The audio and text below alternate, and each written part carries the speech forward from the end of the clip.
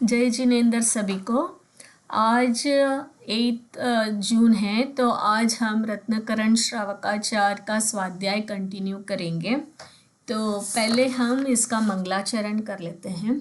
नमो श्री वर्धमानाय निर्धूतकलिलात्मने सालोकानां त्रिलोकानां यद्विद्यादर्पणायते। जिनेंद्र भगवान के चरणों में कोटि कोटि वंदन, कोटि कोटि नमन, कोटि कोटि आभार। तो हम अभी रत्नकरण श्रावकाचार्य जो आचार्य समंतभद्र महाराज जी का है, तो वो उसका स्वाध्याय कर रहे हैं। तो आज हम कंटिन्यू करेंगे प्रभावना अंग से, जो है पेज नंबर 14 से। ठीक है, तो गाथा नंबर 18। तो उससे पहले हम थोड़ा रिवीजन कर लेते हैं। तो हमने अभी तक ये देखा था कि आचार्य समंतभद्र महाराज जी ने कितने सरल और छोटे छोटे गाथा के माध्यम से हमें सम्यक दर्शन का स्वरूप बताया। राइट, तो उन्होंने इतना अच्छी तरह हमें वर्णन किया कि हम गृहस्थ होके हम गृहस्थ की भूमिका में सम्यक दर्शन की प्राप्ति कैसे करें। तो आचार्य समंतभद्र महाराज जी ने जब शुरू किया, पहले उन्होंने ये बताया, प्रतिज्ञा ली थी कि मैं जो सच्चा धर्म है उसके बारे में बताऊंगा, जिससे सब कर्मों का नाश होगा और आपको सच्चे सुख की प्राप्ति होगी। राइट, फिर हमने ये देखा था कि आचार्य महाराज ने बताया कि सच्चा मार्ग कौन सा है। तो उन्होंने बोला सम्यक दर्शन, सम्यक ज्ञान और सम्यक चारित्र। फिर उन्होंने बोला कि जो संसार का मार्ग है वो मिथ्या दर्शन, मिथ्या ज्ञान और मिथ्या चारित्र है। फिर हमने चौथी गाथा में ये देखा था कि उन्होंने बोला था कि श्रद्धानाम परमार्थानाम आप्त आगम तपोवृताम त्रिमूढ़ पौढ़मष्टांगम सम्यक दर्शनमस्मयम्। राइट, तो उसके अभी हम एक एक चीज़ समझ रहे थे। तो पहले हमने देखा कि आप्त का स्वरूप क्या है। तो उसमें हमने देखा था कि आप्त जो अरिहंत तीर्थंकर भगवान होते हैं वो वीतरागी, सर्वज्ञ और हितोपदेशी होते हैं। वो 18 दोषों से रहित होते हैं, और क्योंकि वो वीतरागी और सर्वज्ञ है, जो उन्होंने मार्ग बताया है वो सच्चा मार्ग है। ठीक है, फिर हमने ये भी देखा था कि आगम का स्वरूप क्या है। तो हमने आगम के स्वरूप में ये देखा था कि जो आप्त के द्वारा कहा गया हो, जिसका कोई उल्लंघन नहीं कर सकता, जो प्रत्यक्ष और अनुमान से भी विरोध नहीं हो सकता, और जिस शास्त्र में तत्व का उपदेश हो वो सर्व के लिए हितकारी हो, और जिसमें मिथ्यात्व का खंडन हो, वो ही सच्चा शास्त्र है। ठीक है, उसके आगे फिर हमने गुरु का स्वरूप देखा था। ठीक है, तो गुरु के स्वरूप में हमने ये देखा था कि जो विषय और की जो पंचेंद्र विषयों की आशा से रहित है, जो आरंभ और परिग्रह से रहित है, और जो ज्ञान दर्शन और तप में लीन है, ज्ञान ध्यान और तप में लीन है, वो ही सच्चे गुरु है, जो पूज्य है। ठीक है, तो फिर उसके आगे बोला जो 8 अंग होते हैं सम्यक दर्शन का, तो उसको भी जानना जरूरी है, क्योंकि हमारी और विशेषता से अगर सम्यक दर्शन का स्वरूप हमें समझना है, तो श्रद्धा सच्चे देव शास्त्र गुरु का करके फिर 8 अंगों को भी जब हम समझेंगे, तो विशेषता के से हमें सम्यक दर्शन में दृढ़ता आएगी। और कहा जो 8 अंग होते हैं वो जैसे शरीर के 8 अंग होते हैं, तो उससे हम बोलते हैं कि शरीर है, तो वैसे ही जिसके ये 8 अंग होते हैं कहलाया जाएगा कि वो भी एक सम्यक दृष्टि है, क्योंकि उसके ये 8 गुण उसमें पाए जाते हैं।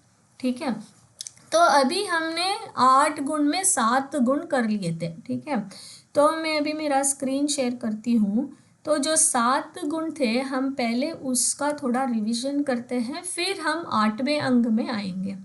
ठीक है,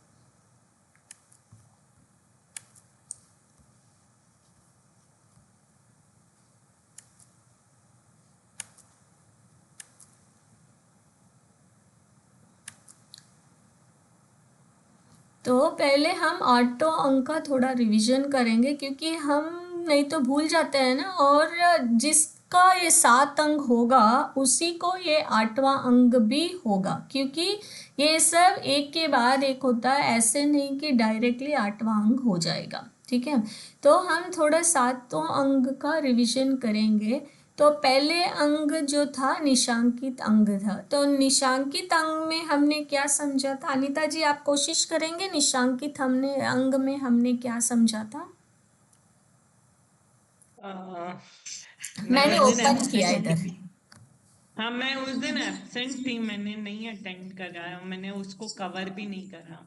हाँ, लेकिन अगर आप शंका नहीं करना, उस एक शब्द से आपको क्या लगता है, उसका भाव क्या लगता है आपको जब हम बोलते शंका नहीं करना? शंका नहीं करना मतलब बिलीव करना है, अपन को डाउट नहीं करना है। करेक्ट, डाउट, 100% बिलीव करना, राइट। हाँ। तो हाँ, पहला, सच्चे दिल हाँ पे हमेशा ट्रस्ट करना, शास्त्र और गुरु पे विश्वास करना, वो मतलब वो है ना, डाउट नहीं करना उन पे, बिलीव करेक्ट, रखना। करेक्ट, ठीक है ना। तो वो क्यों हमें वो श्रद्धा पहले आती है, क्योंकि बिलीफ होगा तभी आगे के अंग वो अप्लाई होते हैं, राइट। क्योंकि अगर बिलीव नहीं होता, समझो एक डॉक्टर के ऊपर, तो हम वो दवाई लेंगे क्या, उस डॉक्टर को दिखाने जाएंगे क्या, उसके दवाई का भी असर नहीं करेगा, राइट। तो यहाँ पे इसीलिए श्रद्धा को पहले अंग में लिया कि अब जब तक हमारी श्रद्धा घट नहीं होगी बाकी के गुण प्रकट नहीं होंगे। जब हम नीता, मैं एक एग्जाम्पल दूं क्या? हाँ, अंतिम चोर जो था उसका माना जाता था निशंकित अंग। वो करेक्ट, उसके लिए बहुत अच्छा एग्जाम्पल है, क्योंकि उसको तो ना तो जैन धर्म के बारे में पता था और ना नमोकार मंत्र आता था। फिर भी उसने, जब सेठ ने उसको बताया, जबकि सेठ को शक हो रहा था कि अगर मैं छींके पे बैठा हूँ, अगर मैंने उसको नमोकार मंत्र बोल बोल के हर धागा काटना था उसमें से। लेकिन जब अंजन चोर ने सोचा कि जब ये सेठ जो है ये करने को सोच रहा है, तो उसने कहा कि मैं एक बार में, मैं तो वैसे ही मरने वाला हूँ, मैं क्यों नहीं कर लेता इसको। तो वो उस पे बैठ गया छींके पे, और उसने एक बार में तलवार से सारा एक साथ काट दिया। और उसने कहा कि मैं ये जो सेठ जो मंत्र कह रहा है, मैं उसको जानता नहीं हूँ, और मैं फिर भी उस पर श्रद्धा करके मतलब, और उसने वो उसको और तरह से पढ़ा, लेकिन उसको इतनी जबरदस्त श्रद्धा थी कि उसने तलवार से सब काट दिया, उसको आकाशगामी विद्या आ गई थी। हाँ करेक्ट। वो एक्चुअली हमारे ना नेक्स्ट क्लास में आएगा, क्योंकि वो जो 8 अंग में जो जो प्रसिद्ध हुए हैं ना, तो उनकी डिटेल कहानी हम नेक्स्ट क्लास में कवर करेंगे। ठीक है, क्योंकि अभी तक वो हुआ नहीं है, क्योंकि वो यहाँ पे एग्जाम्पल इसलिए नहीं दिया था मैंने, क्योंकि फिर वो आगे गाथा का फिर इम्पोर्टेंस चला जाएगा। ठीक है ना। ओके ओके, हाँ, ठीक है, मुझे तो पता नहीं था। हाँ, नहीं नहीं कोई बात नहीं। तो यहाँ पे इसीलिए यहाँ पे ये बोल रहे हैं कि अंजन चोर का एग्जाम्पल जो रचना दी ने दिया वो बहुत बढ़िया है। तो वो हम गाता जो 15 आगे आएगी प्रभावना अंक के बाद, तब हम देखेंगे कि अंजन चोर की पूरी कहानी क्या है। ठीक है ना। तो उससे पहले अब जब हम श्रद्धा बोलते हैं, तो देव शास्त्र गुरु पे श्रद्धा इसीलिए करना क्योंकि वो वीतरागी और सर्वज्ञ है, राइट। तो उनमें राग द्वेष नहीं है, तो कोई भी स्वार्थ छुपा हुआ नहीं है। और दूसरा क्या, वो सर्वज्ञ है, मतलब उनको तीनों लोक का पूरा, तीनों काल का, भूत वर्तमान भविष्य का एक साथ उनको ज्ञान है, राइट। तो कोई झूठ कब बोलता, इधर राग द्वेष की वजह से या अज्ञानता की वजह से, राइट। तो हमारे भगवान जो है वो वीतरागी है, तो उनका राग द्वेष भी नहीं है, और क्योंकि वो उन्होंने सर्वज्ञता प्राप्त की है, यानी उनको संपूर्ण ज्ञान है, इसीलिए जो वो बोलेंगे वो सच्ची होगा, राइट। और हम जब उनका प्रथमानुयोग से जब उनकी कहानियाँ भी सुनते हैं, हमें समझ में आता है कि वो भी हमारे जैसे मनुष्य थे, और वो जिस रास्ते पे चले वहीं से वो भगवान हुए, तो वो प्रूवन रास्ता है, राइट। जैसे हम जीपीएस डाल के गाड़ी में बैठते हैं तो हमें क्या फीलिंग आती है कि वो जीपीएस हमें सही रास्ते पे पहुंचा देगा, राइट। हमें अगर रास्ता भी नहीं पता है तो वैसे ही जब हम सच्चे देवशास्त्र गुरु पे श्रद्धान करेंगे क्योंकि उन्होंने सच्चा मार्ग बताया है, तो हम डेफिनेटली हमारे गोल को प्राप्त करेंगे। जो गोल हमारा क्या है, सच्चे सुख की प्राप्ति करना, राइट। तो जब हमें उन्होंने ऑलरेडी प्राप्त किया है तो उसमें श्रद्धान रखना, ठीक है। तो पहला अंग वो था। तो हम अभी इसको लाइफ में कैसे अप्लाई करें, राइट। तो हम पहले ये सातों अंग का जो अभी तक डिस्कस किया उसको लाइफ में कैसे अप्लाई करें। कमलेश जी आप बताएंगे कि हम इसको लाइफ में कैसे अप्लाई करें। बस यही है कि भगवान के वचनों में तो शंका करनी नहीं है, और निशंकित में ये आएगा कि जो हम कुछ करते भी हैं धर्म की क्रियाएं, उनके बदले में हमें कोई आकांक्षा नहीं रखती है, भाई ये मैंने किया तो मेरे को ये इसके लिए इसकी प्राप्ति हुई, किसी भी सुख की प्राप्ति हुई, निकांक्षित। हाँ, मतलब वो जो शास्त्र में उन्होंने वो बोला है, क्योंकि अबे हमें क्या है, साक्षात प्रत्यक्ष से तो देव के दर्शन नहीं होंगे। हमें क्या, शास्त्र और गुरु के माध्यम से ही सब समझ में आएगा। और जो भगवान की वाणी है उधर है, तो उसको समझ के हमें उस पे 100% श्रद्धान करना पड़ेगा, राइट। तो हमने ये भी देखा था कि शास्त्र के लक्षण क्या थे। वो क्यों देखा था, क्योंकि शास्त्र वर्तमान में इतने सारे हैं तो हमें कभी लगता है कि ये क्या कुंद कुंद आमना है, लेकिन किसी और ने उसका पूरा वर्णन किया है और उसमें पूरा राग भर दिया, राइट। तो हमने शास्त्र की पहचान के भी सिंबल्स देखे थे कि वो वितरागता का पोषण होना चाहिए, वो तत्व का उपदेश होना चाहिए, वो सबका हितकारिक होना चाहिए, राइट। तो वैसे ही जब हम निशंकित बोलते हैं, हमने जो देव शास्त्र गुरु का स्वरूप समझा था, उस स्वरूप को हमें निरंतर ध्यान में रखना पड़ेगा, राइट। तो हम ऐसे नहीं कि हम किसी के भी हाथ जोड़ लें, जैसे रागी देवी देवता होते हैं, राइट। क्योंकि काफ़ी लोग क्या कुल देवता को मानते हैं, काफ़ी लोग जो है रागी देवता को मानते हैं। तो यहाँ पे क्या है, हमारा जो लक्षण है सच्चे देव शास्त्र का गुरु का, जो वीतरागता का पोषण करते हैं, उन पे ही हमें श्रद्धान रखना है, राइट ना। फिर नेक्स्ट था निकांक्षित अंग का स्वरूप, राइट। निकांक्षित अंग के स्वरूप में हमने ये देखा था कि जिसकी श्रद्धा सही हो जाती है, क्योंकि देव शास्त्र गुरु का स्वरूप समझा, राइट। जब हमने देव शास्त्र गुरु का स्वरूप समझा तब हमें समझ में आ गया कि संसार में सुख नहीं है, राइट। और जो भी सुख है वो शाश्वत नहीं है, वो कर्म के अधीन है, वो दुख से बाधित है और वो पाप का बीज है, राइट।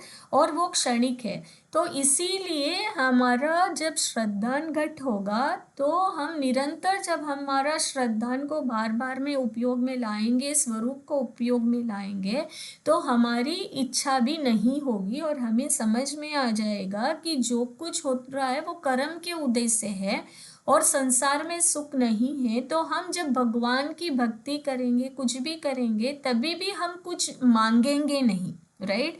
याचना की भाव भी नहीं रहेगी। और दूसरा ये है कि हम ये संसार के भोगों के पीछे भी नहीं भागेंगे, राइट। तो ये दोनों हमें लक्षण दिखने के लिए मिलेगा, राइट ना। तो ये सारे जो गुण हमने देखे।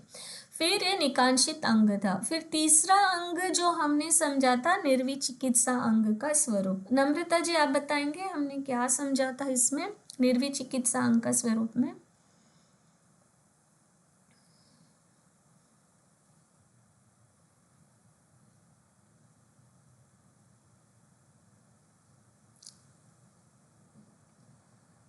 आप म्यूट में नम्रता जी। हाँ, पर मुझे याद नहीं है कि ये इसमें ये बताया था कि जैसे जो शरीर जो है हमारा ये बहुत अपवित्र है, तो मतलब रत्नत्रय की वजह से वो पवित्र वो पवित्र हो जाता है। हाँ, तो ये के माध्यम से ही पवित्र हो सकता है। करेक्ट। और मनुष्य के शरीर से ही हमें मोक्ष की प्राप्ति होगी, राइट। तो तो जो एक सम्यक दृष्टि रहेगा उसमें ये गुण रहेगा कि वो किसी भी जीव को जब देखेगा शरीर को देख के उसका वो नहीं रहेगा, उसका फोकस जीव की तरफ रहेगा और वो शरीर कैसा भी हो उसमें वो ग्लानि नहीं करेगा। जैसे वो मुनिराज के शरीर को देखेगा या किसी की भी शरीर को देखो, लेकिन उसमें जो भाव रहेंगे वो ग्लानि वाले भाव उसमें नहीं दिखेंगे। ठीक है ना। हम जब ये बार बार चिंतन करते हैं ना, इसका फायदा क्या है कि हमें ये देखना है कि ये वाले भाव में अपने में कैसे लेके आऊं, राइट। जब हम वो निरंतर वो चिंतन करके हमारे अंदर ये भाव करेंगे कि हाँ मुझे ग्लानि नहीं करनी है, तो ऑटोमेटिकली हमारे अंदर भी वो विशुद्धता बढ़ेगी, राइट। तो इसीलिए हम एक एक भाव को डिटेल में समझ रहे हैं, बार बार इसको याद करने की कोशिश कर रहे हैं ताकि हम डे टू डे लाइफ में भी, क्योंकि आप किसी को भी देखते हो तो उससे ग्लानि नहीं करना। ठीक है ना। फिर चौथा अंग क्या था, अमूर्त दृष्टि अंग था। तो इस अंग में हमने क्या समझा था कि जो मिथ्या दर्शन का मार्ग है और जो उस मार्ग पे चलने वाले हैं उसका मन वचन और काया से अनुमोदना नहीं करना, राइट। ऐसे नहीं कि देखो श्रद्धांत तो है देव शास्त्र गुरु पे और थोड़ा कुछ प्रॉब्लम हुआ, थोड़ा कुछ प्रतिकूल परिस्थिति हुई तो आप ऐसे करोगे कि समझो कि आपका स्वास्थ्य ठीक नहीं है या कुछ ऐसा हो गया तो लोग क्या करते हैं, मंत्र तंत्र में बिलीव करते हैं, चमत्कारों में बिलीव करते हैं। और क्या जो सही वीतरागता वाला मार्ग था तो वीतरागी भगवान को छोड़ के रागी भगवान की पूजा करने बैठ जाते हैं, राइट। और ये सोचते हैं कि हाँ इससे मेरा कुछ हो जाएगा। तो ऐसी मूर्ता नहीं रहेगी एक सम्यक दृष्टि को। क्यों नहीं रहेगी, क्योंकि उसका श्रद्धान घट है और उसको पता है कि जो कुछ होगा वो चमत्कार से नहीं होने वाला, राइट। जो कुछ हुआ था क्योंकि मैंने ऐसे भाव किए थे वो मेरे कर्म के कारण है, तो मैं अगर मेरे भाव अच्छा करूँगा, मेरी शुद्धि बढ़ाऊंगा तो ऑटोमेटिकली मेरा भी भला होगा, राइट ना। तो हमें ये देखना है कि कभी कभी क्या होता है जब हम देखते हैं कि कोई तो रागी का पूजा, रागी देवी देवता का पूजा कर रहा है और उसके घर में उसके पास बहुत ही अनुकूलता है, तो मन कभी कभी क्या होता है ना विचलित हो जाता है, ऐसे सोचने लग जाता है कि हाँ वो उनकी पूजा कर रहे हैं इसलिए उनकी अनुकूलता है, राइट। लेकिन एक सम्यक दृष्टि जब रहेगा वो दृढ़ता लाएगा, वो सोचेगा कि वो तो उसके कर्म का फल है, कभी उसने अच्छे कर्म किए होंगे, राइट। तो जो मेरे साथ परिस्थिति मेरे कर्म के साथ है, तो वीतरागता ही सच्चा धर्म है, तो वो विचलित होके मिथ्यात्व के मार्ग पे नहीं जाएगा। ठीक है ना। तो ये क्या है, निश्चय और व्यवहार दोनों दृष्टि से देखना है कि हम बाहर में कैसे करते हैं और अंदर में हमारे परिणाम कैसे होते हैं। ठीक है ना। तो ये चौथी क्वालिटी थी, एक सम्यक दृष्टि थी। फिर था पांचवा जो अंग था वो उपगुहन अंग था। तो उपगुहन अंग किसी को याद है, अनीता जी, नम्रता जी? हाँ, वो जो पर्सन रहता है वो दूसरों को कवर करता है, उनकी गुणों को अवगुणों को छुपाने की कोशिश करता है। और हाँ, तो किस उसका प्रयोजन क्या होता है, अवगुणों को इसीलिए छुपाता है ताकि वो कि जो मार्ग है, जो जैन धर्म का मार्ग है वो उसको, वो तो पवित्र है, राइट। लेकिन जब वो उसको कुछ बोलेगा तो उस मार्ग पे जो सोच रहा है कि चलना है तो उससे क्या होगा, वो इम्पैक्ट हो जाएगा, राइट।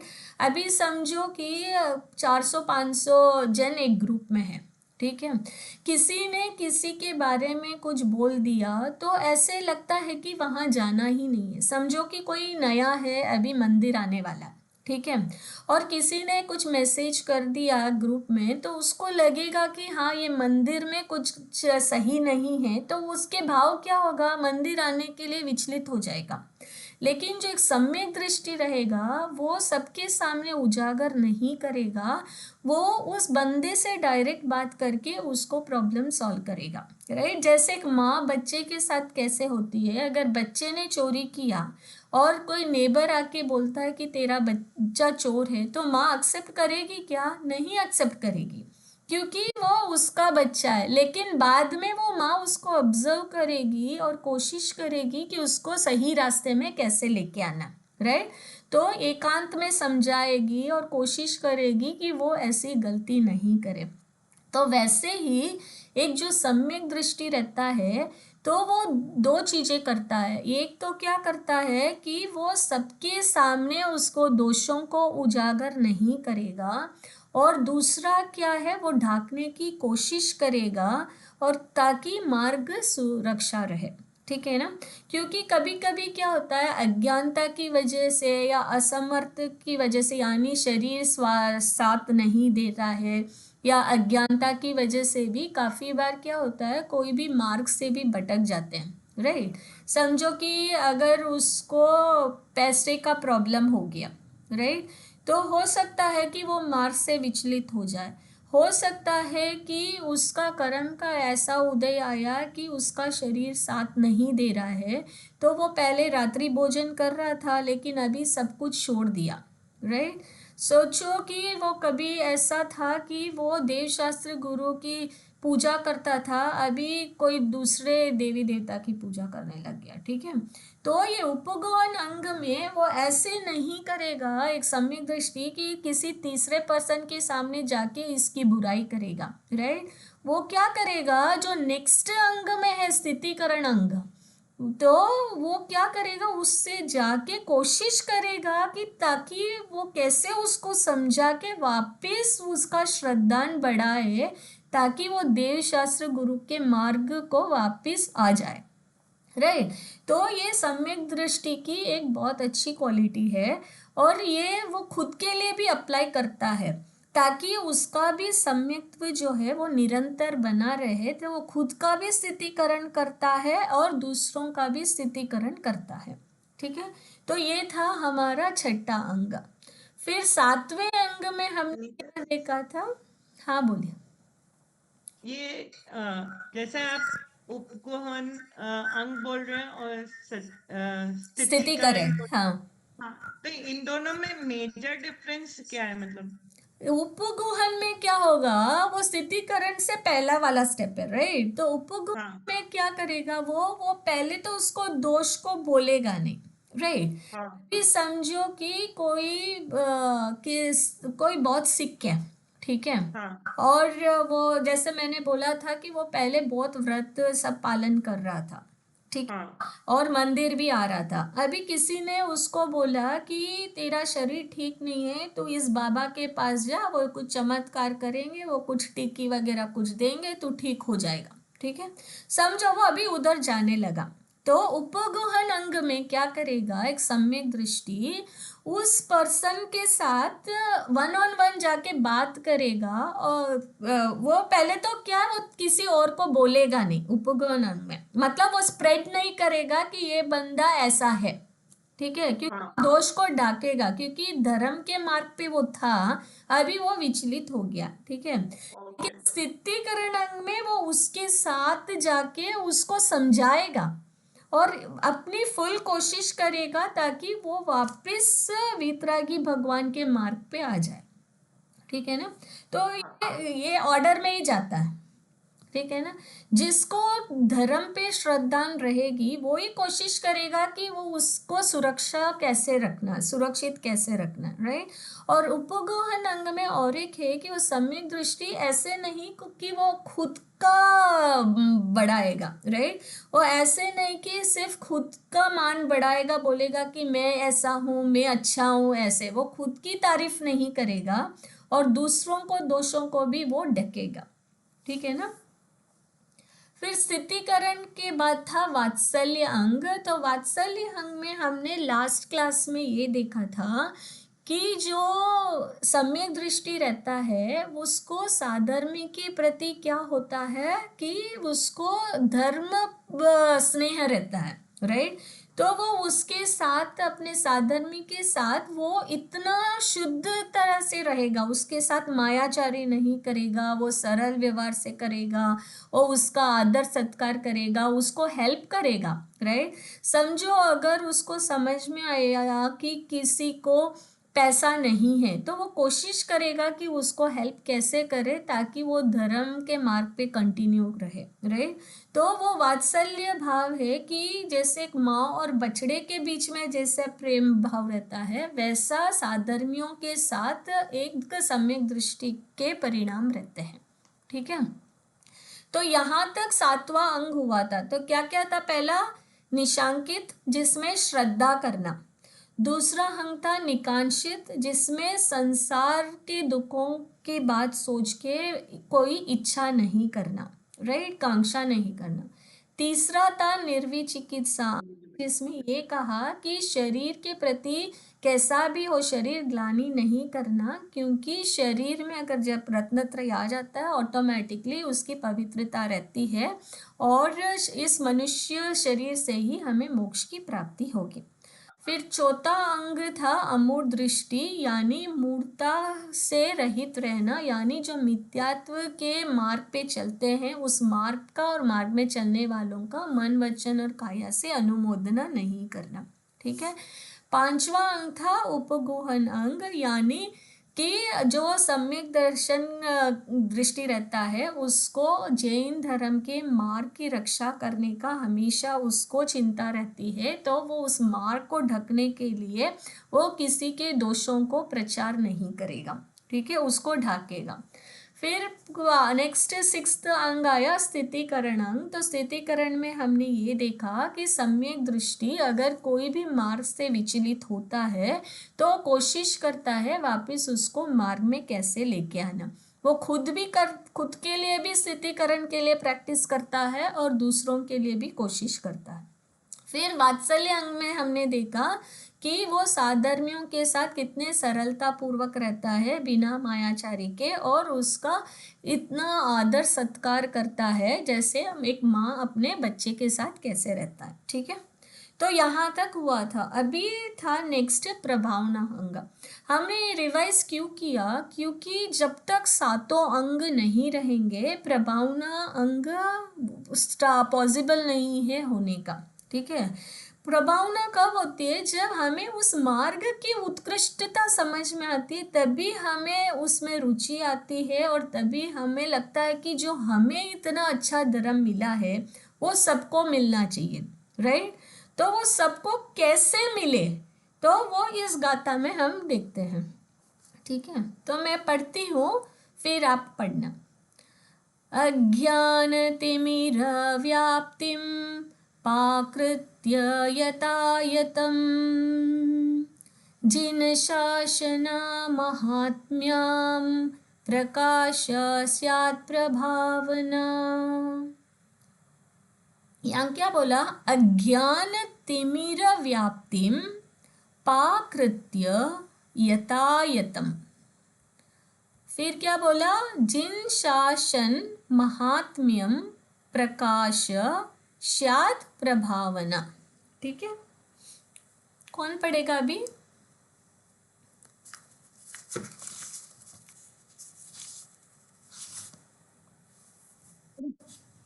हाँ, कोई भी पढ़िए। अज्ञान तिमिर व्याप्ति अपाकृत्य यथायथम। एक मिनट में करते। हाँ,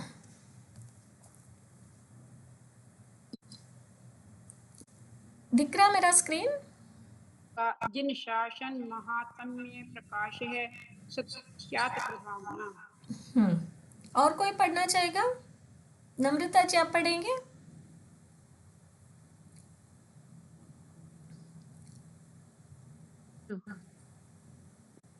अज्ञान तिमिर व्याप्तिम पाकृत्य यथायथम जिन पूरी मेरे को दिख नहीं रहा। हाँ, इधर स्क्रीन पे दिख रहा। जिन शासन महात्म्य जिन शासन महात्म्य प्रकाश स्यात् प्रभावना। तो पहले हम ना ये शब्द का अर्थ समझते हैं।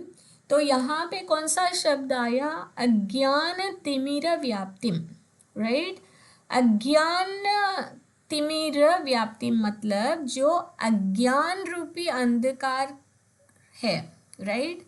जो मतलब जो अंधकार अज्ञानता का फैला हुआ है, ठीक है। फिर कहा अब ये जो आता है व्याप्तिम, उसके बाद ये पाकृत्य है, मतलब वो अपाकृत्यम बोलते हैं, मतलब दूर करना।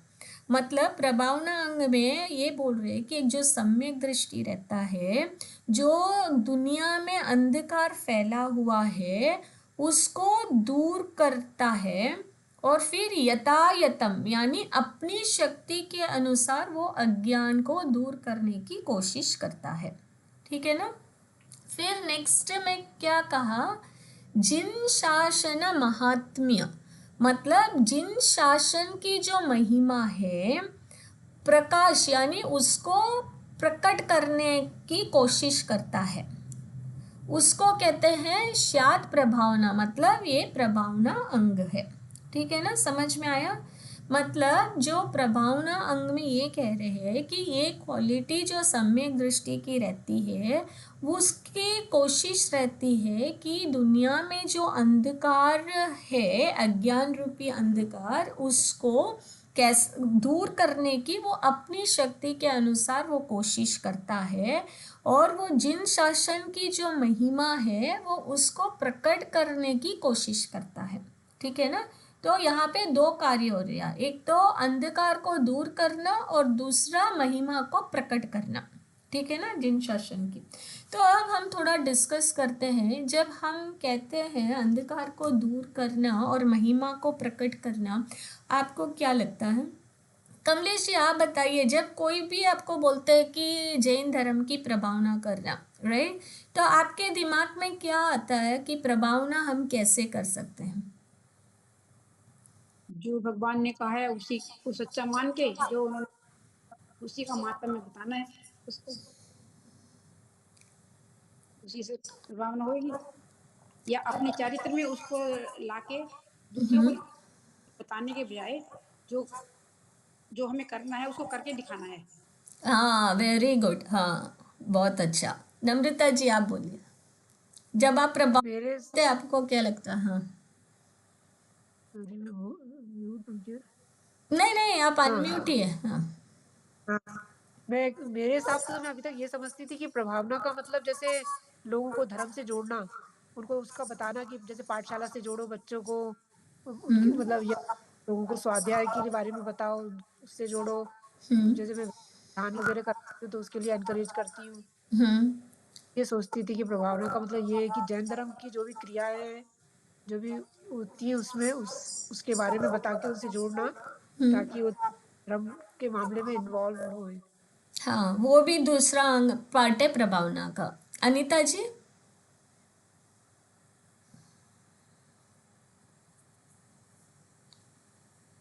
अनीता जी आप म्यूट में। सॉरी। जो अपने धर्म की क्वालिटीज हैं, जो उसके अच्छी चीजें हैं, वो लोगों को बताना और उनको मतलब एनकरेज करना कि वो लोग भी वो करें और अपन खुद भी वही चीजें करें जो अपने धर्म में अच्छी चीजें बताएं। यदि किसी को कोई चीज का डाउट है और अपन को उसके बारे में मालूम है, तो अपन कोशिश करें कि वो क्लियर हो सके और उनके डाउट्स जो हैं वो रिमूव कर सकें।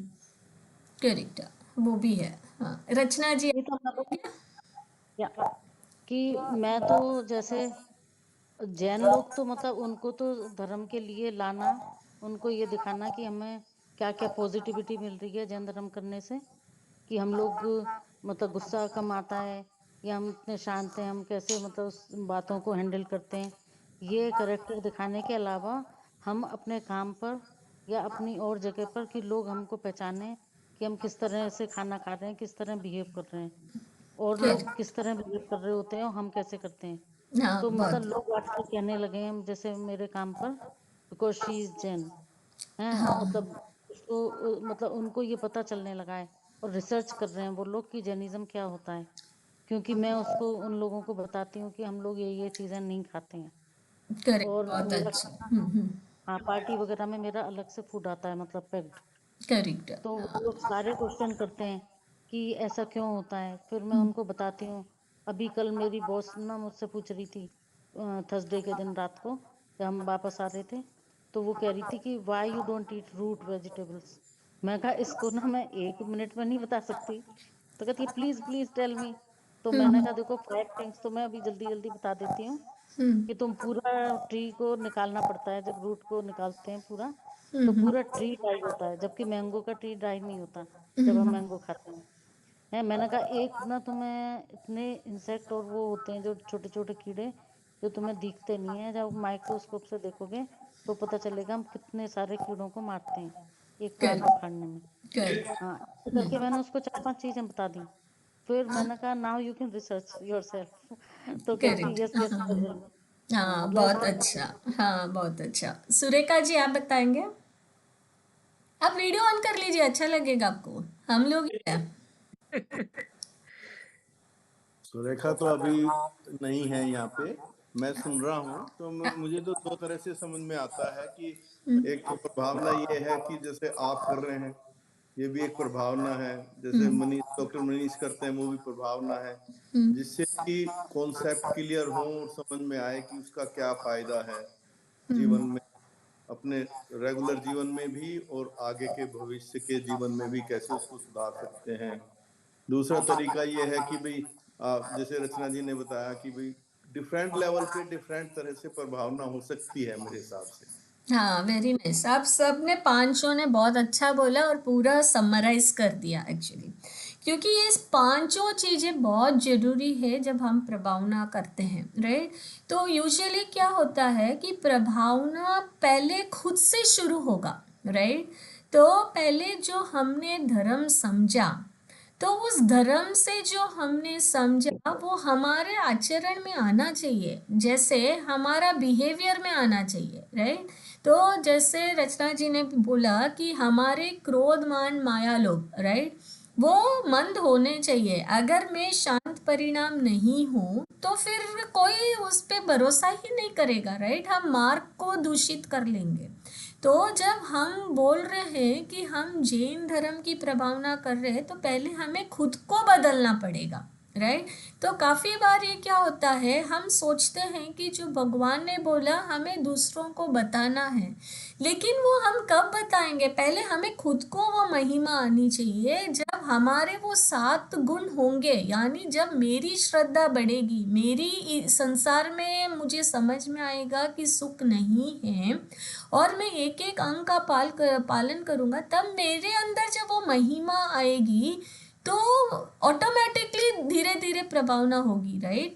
अगर मैं बोलूँगी एक बच्चे को कि तू क्रोध मत कर, तो वो सुनेगा क्या? नहीं सुनेगा। वो मुझे बोलेगा कि आप खुद क्रोध कर रहे हो और मेरे को कैसे बोल रहे हो, राइट। क्योंकि लॉजिकल से चलता है। तो बच्चे भी देखते हैं कि ये मंदिर जाके आए, ये 2 घंटे पूजा करके आए और घर आके झगड़ा कर रहे हैं, तो उस बच्चे के मन में भी वो धर्म के प्रति श्रद्धा नहीं आएगी, राइट। तो हमें अगर जैन धर्म का सही में महिमा आती है तो पहले वो हमें अपने आप पे अप्लाई करना पड़ेगा। हमारा आचरण, हमारे सोच विचार सब में वो परिवर्तन दिखना चाहिए, राइट। अगर मैं इतना परिग्रह रखूं, राइट, मैं इतनी हिंसा करूं, मेरा कुछ आचरण ही सही नहीं है और जो मैं सोच समझ के बात नहीं करती हूँ, जो मुंह में आया बोल दिया, अनाचार के वचन यूज़ किए, तो वो फिर वो सही नहीं बैठता है, राइट। क्योंकि जब हम बोलते हैं कि हम धर्म की प्रभावना कर रहे हैं, तो हमें भी अपने अहंकार को, मान को कम करना पड़ेगा, राइट। हम अगर उस भूमिका में हैं तो हमें भी सरलता अपनानी पड़ेगी, हमें भी मायाचारी छोड़नी पड़ेगी, राइट। लेकिन वो कब होगी? हमें छोड़नी पड़ेगी, ऑटोमेटिकली छूट जाएगा?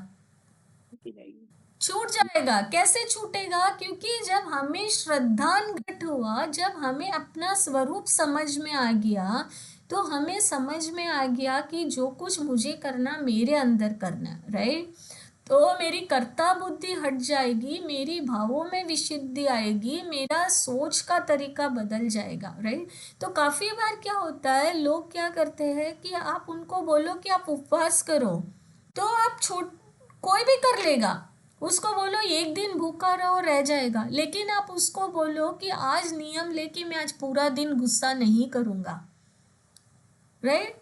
वैसे नियम हम सोचते नहीं हैं, क्योंकि हमारा फोकस क्या हो रहा है, क्रिया के ऊपर हो रहा है। तो जैन धर्म भावों के ऊपर है। जब हमारा एक्शन इतना अच्छा होगा ना, तो ऑटोमेटिकली लोगों को जैन धर्म पे श्रद्धा न आएगी, राइट।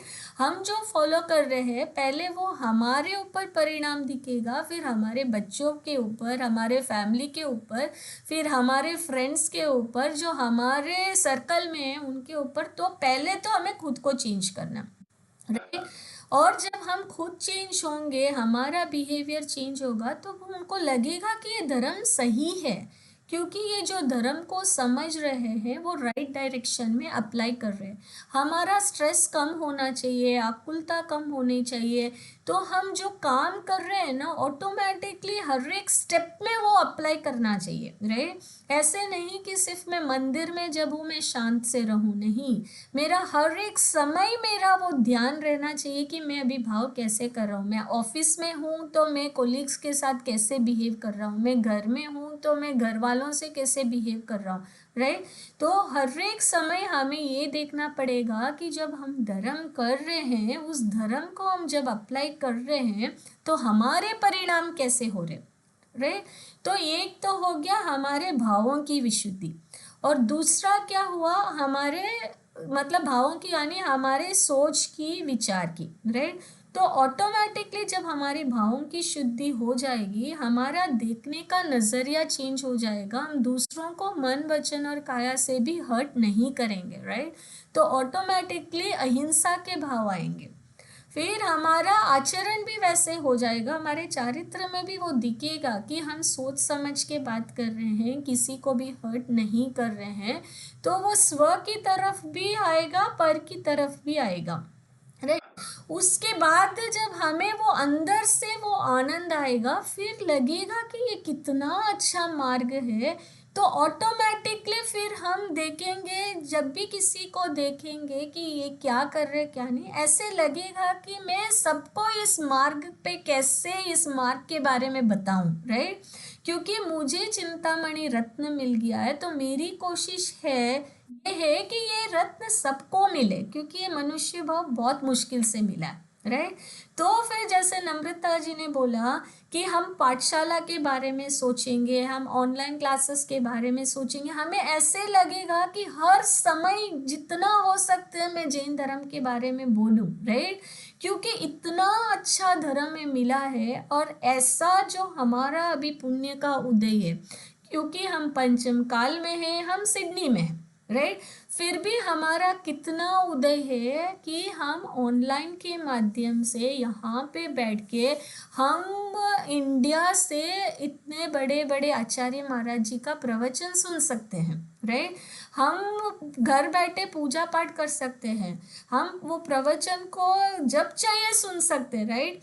पहले ऐसे होता था कि जॉब हम कर रहे हैं, ऑनलाइन नहीं है, हम मंदिर जाके प्रवचन नहीं सुन रहे हैं, तो वो टाइम स्लॉट चला गया, राइट। तो फिर अभी हम करें क्या, राइट।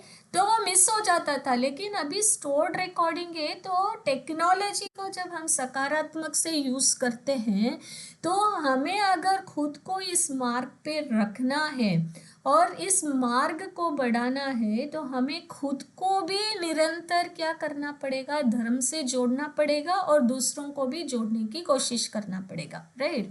तो खुद को जोड़ने के लिए, क्योंकि क्या होता है, हम लौकिक में बार बार विचलित हो जाते हैं, हमारा मन डगमगा जाता है, राइट। कोई भी परिस्थिति देखते हैं, कुछ ना कुछ दिमाग में चल जाता है। तो हमें भी निरंतर क्या करना पड़ेगा, जो हम एटलीस्ट एक 10 मिनट कोई भी महाराज जी का एक 10 मिनट उनका थोड़ा भी प्रवचन सुनेंगे ना, तो हमें समझ में आएगा कि हाँ, उससे मैं अपने आप को कैसे सुधारूं, राइट।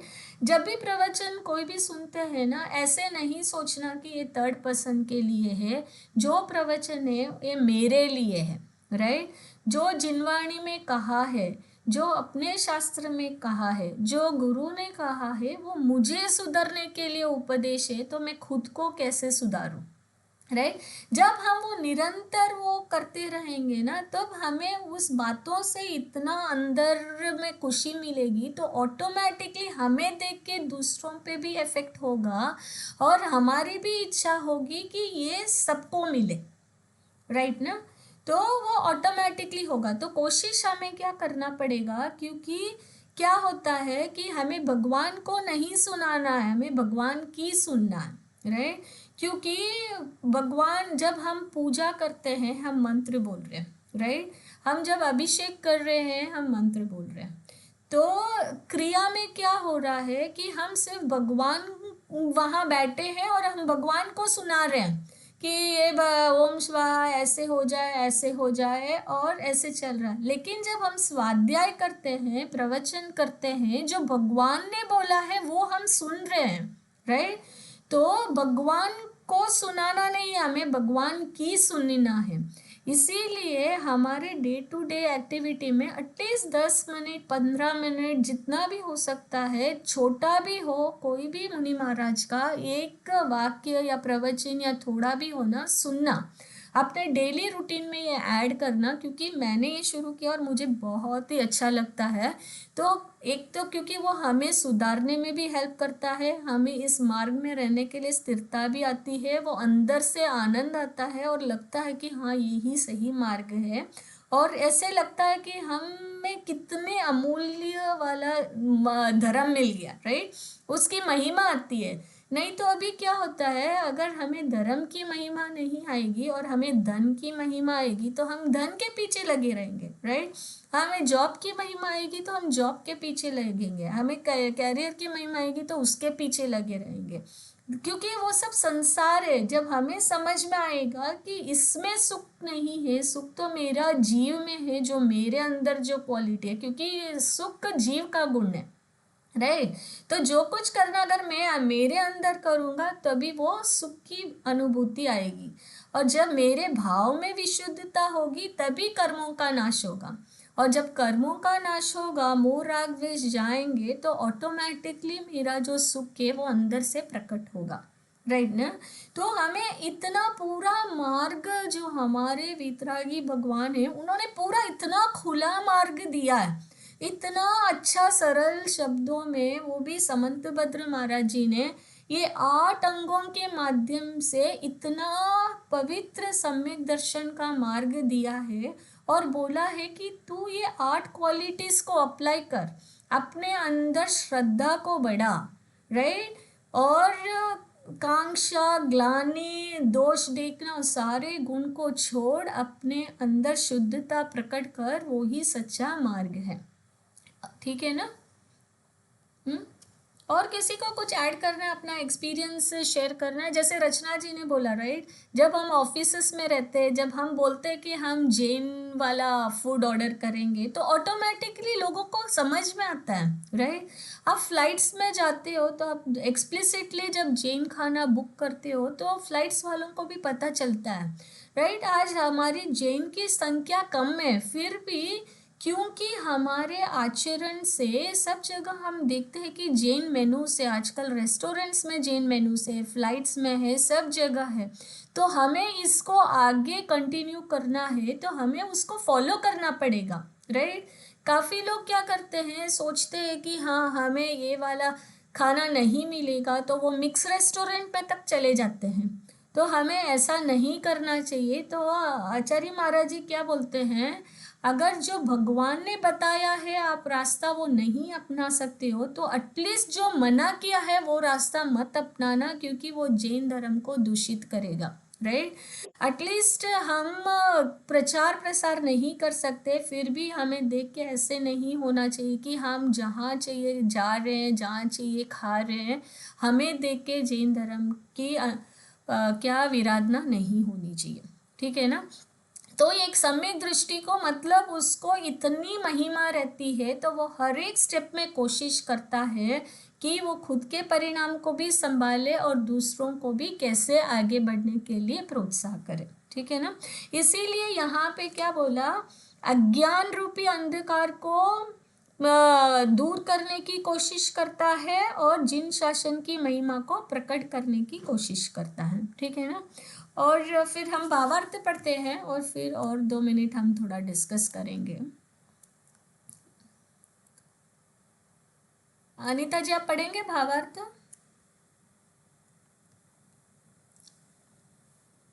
हाँ, पूजा तप आदि के विषय में अज्ञान वश फैली भ्रांतियों को समीचीन उपायों से दूर कर जैन धर्म की महिमा को प्रकट करना प्रभावना अंग है।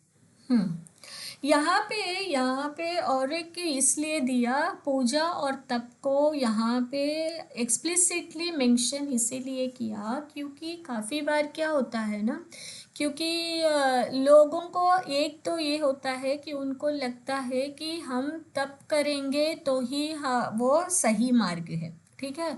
तो तप करेंगे, ऑफिस का काम करेंगे, लेकिन अपने भावों की तरफ ध्यान ही नहीं देंगे, राइट। जैसे उपवास बोलते हैं, उपवास करेंगे और हर समय इधर टीवी देखेंगे, ऑफिस का काम करेंगे या टाइम देखते रहेंगे कि नेक्स्ट दिन कब होगा या क्या बनाना नेक्स्ट दिन, पूरा प्लानिंग चलता है, राइट।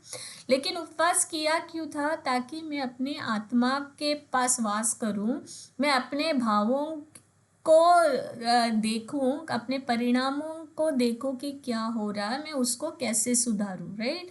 तो हमें टाइम मिला है खाने से, किचन से हटके अपने आत्मा के निकट रह के उसको ऑब्जर्व करके सुधारने का, ठीक है। तो ये एक है। और दूसरा क्या है तप को, क्योंकि काफ़ी कभी कभी बोला है ना कि आप तप कितना भी करो, अगर सम्यक दर्शन नहीं हुआ तो उसका कोई प्रयोजन नहीं है। तो वो भी एक अज्ञानता है, क्योंकि क्या होता है जो जिस भूमिका में है, राइट, तो उसको ऐसे नहीं कहना कि हाँ तो अभी सम्यक दर्शी नहीं है, सम्यक दर्शन के बिना तप करना सही नहीं है, तो वो जहाँ पे था जिस भूमिका से वो और उसको भी छोड़ देगा, राइट।